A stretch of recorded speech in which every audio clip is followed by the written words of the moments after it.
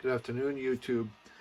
Today's video is a cover of a really wonderful video put out by Trudeau'S. I'll let him speak and then I'll just make my comments afterwards. There's a lot of valuable information in this clip. Get prepared for what may well be a stunning assault on Canadians by a sitting Prime Minister. After proroguing Parliament, Justin Trudeau has given more than a few clues that he is planning a radical redesign of the Canadian economy. Ministers and senior bureaucrats have been told to, quote, reimagine Canada. Parliament will reconvene on September 23rd with a throne speech, which will automatically be subject to a confidence vote in the government. The opposition Conservatives and the Bloc Québécois will undoubtedly vote against it. The Greenies will likely vote with the Liberals. What remains to be seen is how Jagmeet Singh and his NDP group will vote. If he props up the minority Liberal government, I believe he will have relegated the NDP to perpetual also-rans. Never again will they be taken seriously as a political party, as they were back in the days of Jack Layton. So there's something important to be noted there, is that we all, well, I'll talk for myself, but I hope that they feel the same, is that Jagmeet Singh, this guy, the way that he behaves publicly, I suppose, is very, very aggressive, you might say. And he's also virtue signaling the same as Trudeau. So I have a prediction that Singh will vote to maintain the government so that he can consolidate more support and more funding for his party. It would be political suicide right now since the NDP are broke. Jack Layton, I would say one of the main reasons that Stephen Harper actually got elected was that Jack passed away before he could take victory. Jack Layton was a person in whom a NDP minority government would be possible. But anyhow, that aside, the Greens, it's a done deal for that. I'm hoping that the PPC party will get at least a few seats and Maxime Bernier would be restored, but we'll see at the election. I'll just continue the clip. Exactly. Trudeau has indicated he will take our government and our spending, which is already well over the top, onto some sort of green platform. John Ivison wrote in the National Post that Liberal insiders and career bureaucrats are very nervous about what Trudeau is going to do. So too should every Canadian. He has already taken our debt into the stratosphere at significantly more than $1 trillion. Our deficit is currently running at about $380 billion. In 1993, when Jean Chrétien assumed government and appointed Paul Martin as the Minister of Finance, our deficit was about $35 billion. He instituted a series of belt-tightening exercises and reined in what was then seen as a runaway economy amid profligate government spending. We are now more than 10 times worse, and with Trudeau's upcoming throne speech, it promises to be much, much worse. And the Prime Minister, the Minister of Finance, Chrystia Freeland, and the Environment Minister, Jonathan Wilkinson, are all promising that addressing climate change will be the government's priority in the upcoming throne speech. The country is in a significant recession, if not depression, post-COVID-19. Businesses are closed and many will never reopen. The Prime Minister is under yet another ethics investigation and perhaps 2 RCMP investigations, all the while he prorogued Parliament in an attempt to deflect criticism and parliamentary committee investigations into the WE scandal. The issue of school reopenings and rebellious teachers' unions have parents across the country very anxious, and the nonsensical issue of climate change is this Prime Minister's priority. This is going to be very expensive. Justin Trudeau is talking about programs to pay for things like retrofitting office buildings with green technology, a new carbon-based tax, and eliminating fossil fuels. He has already done as much damage to the oil and gas sector in Western Canada and fomented a long-dormant Western separation movement that threatens to rip the country apart. Some estimates are that the Liberals will commit north of $100 billion for these initiatives. That is on top of the $380 billion deficit. Spending ourselves into prosperity on this nonsense will not work. Dalton McGuinty proved that when he was Premier of Ontario, and now Justin Trudeau wants to repeat that insanity on a national level. Yeah, I have a few things to say about Don McGuinty. My father came to this country under that guy. Well, actually, he came before that guy took power. So he saw Ontario during the prosperity that it had. And it had great prosperity. You could get work everywhere. But then McGuinty took power. And as my dad explained to me, and he recalls, it was like the economy died overnight. People were frightened. People began to start, well, they were losing their jobs. People were fleeing Ontario. And I heard a lot of them went to like BC or Alberta or Saskatchewan, but they left because it was so unstable and so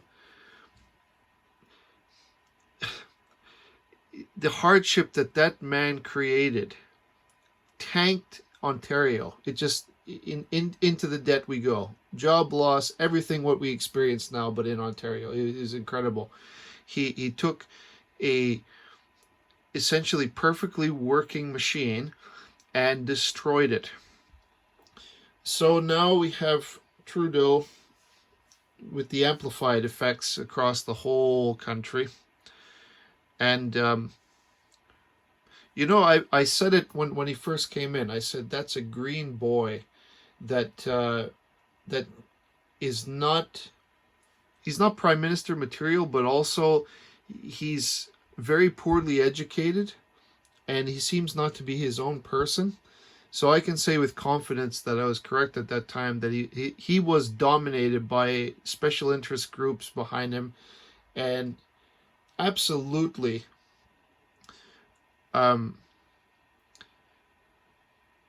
he is not in control of himself, really. You cannot look at that guy as his own person or entity. You look at him as somebody who's influenced. And I study the way that he behaves in public and his speeches, even though it's so difficult to listen to Trudeau make any kind of speech or anything. But everything is designed simply to sound as good as possible in front of the press and the cameras and whatnot, but have no validity or relationship to anything that the guy does. And the scandals, I often ask the question, what is it going to take to put this guy in prison? How many ethics violations is he going to do before we can get justice? Like Morneau lost his job already, and I think this guy should lose his job as well. But he should also face a prison sentence or some kind of jail time. I would seize his family assets, to be honest with you, because that's what needs to happen. The Trudeau family should never have a face in government again, ever. Pierre Trudeau, there is a famous clip in the newspapers that called Pierre Trudeau the father of the Canadian debt. And Justin Trudeau has surpassed him in every way, in terms of irresponsibility, in terms of corruption, in terms of economical mismanagement.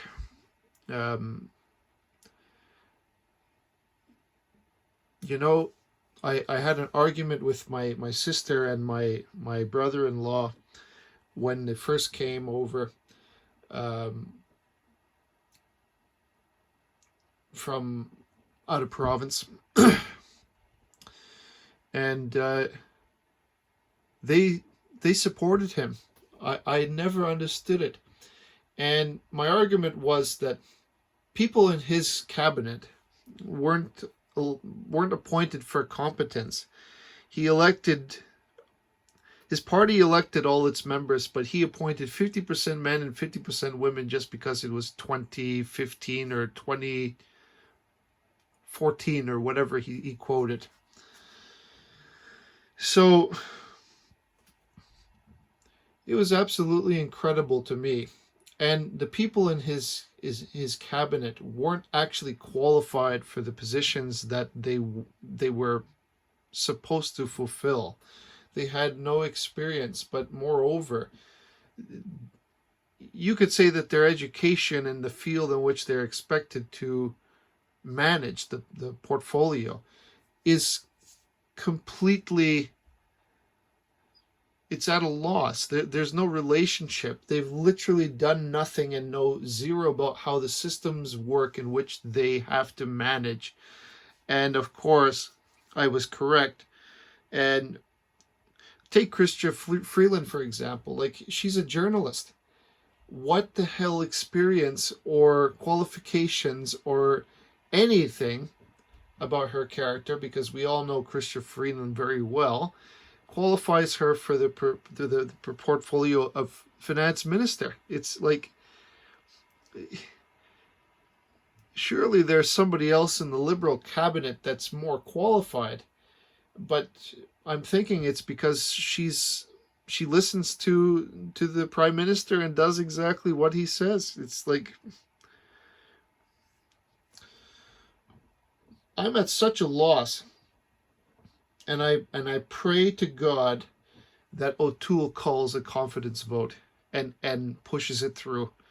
I'm praying that we'll have enough support, and I know Singh is a deceitful traitor of this country, and he got into power by basically, nobody really likes him, but the unions want him to become prime minister so that they can get controlling interests in the government.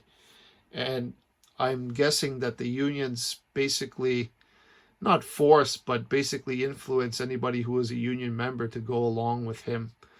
And that might be a bold claim, but I know how the NDP works in Alberta, and I can tell you for a fact that people from the unions were sending union workers letters and phone calls instructing them to vote for the NDP.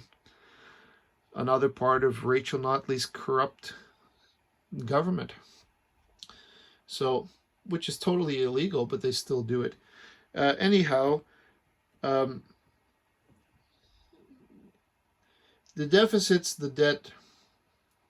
You know, when I was growing up, my father hated Chrétien.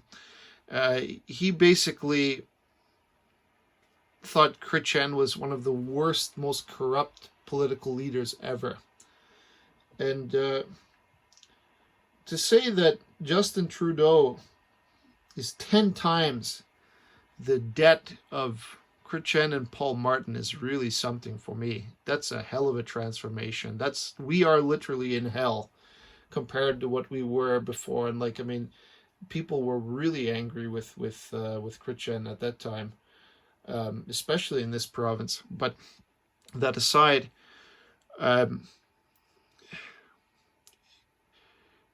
I can't understand why there is a lack of fear or actual panic over the situation that we're in right now. People are incredibly resilient, and I'm astonished that there isn't protests calling for this guy's arrest right now. Him, Morneau, Gerald Butts. I always ask the question, what is it going to take to put this guy behind bars? Because that's where he belongs. Seize his family assets and pay it back to the taxpayer. Like, they should be bankrupted for bankrupting this country and ruining our international admiration and respect. Um, as Leo said, ruining, well, not exactly ruining, they're basically predictable. This whole going green nonsense and retrofitting and the 100 billion, that's not even going to be accurate. I'm sure that they can spend 100 billion like water. It's not even going to be close. It's probably going to double what they have now for green energy. And well, I say I support green energy and windmills and solar panels and whatnot. I like it, but I support nuclear energy more. Um, that aside, there's nothing that can be done. O'Toole and the rest of Parliament has to do the responsible thing. I mean, like, the Liberal Party has no integrity. Even its own members should rise up against Trudeau. And like now I hear about that they're actually afraid, but they don't do anything about him. Nothing. They might be helpless to do something about him, but I hope history remembers this guy as a true radical leftist. Him and his government. Surely there are people who are less left than others in the Liberal Party, but they haven't spoken up.